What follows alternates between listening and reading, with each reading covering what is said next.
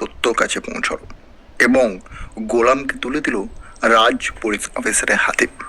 বন্ধুরা, চলন্ত পর্বে আমরা দেখব ফতেমা ও শাহজাদের মা একসাথে দোরগোড়া দাঁড়িয়ে থাকে আর বলে, কার সাহস আছে দেখি আমার শাহজাদকে এখান থেকে নিয়ে যেতে পারবে। তারপরেই সেখানে তার চিতা অর্থাৎ শাহজাদের পোষা সেই বাঘটি থাকে সেখানে এবং আমরা দেখবো রাজ বলে, আচ্ছা শাহজাদকে সবাই ভয় কেন পাচ্ছে অফিসার?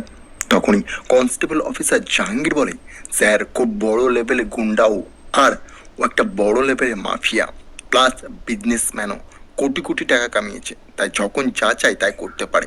রাজ বলে, আর সময় নষ্ট করে লাভ নেই, চলো বেরিয়ে পড়ি। রাজ ও জাহাঙ্গীর ও তার টিম নিয়ে চলে আসে শাহজাদের বাড়িতে। তখনই ফতেমা আর শাহজাদের মা তখন বলে, যাও এখান থেকে আপনারা বাড়ি চলে যান। তখন জাহাঙ্গীর পুলিশ বলে, এই নিন দেখুন, এতে লিস্ট আছে, আপনার স্বামী দোষারোপ, এই সব কিছু আপনার স্বামী করেছে। তখন রাজ ধমকি দিলে ফতেমা দরজা খুলে ভেতর আসতে দেয়। অপরদিকে আমরা দেখবো ঋতু তখনই গোলামকে বলে, তুমি নাটক করছো তাই না? তুমি ফাঁসিয়েছ। আমি বুঝতে পেরেছি আমার ভালোবাসার শাহজাদকে। গোলাম, তুমি আর আমাদের রিশাদ ভাই এসব কিছু করেছো।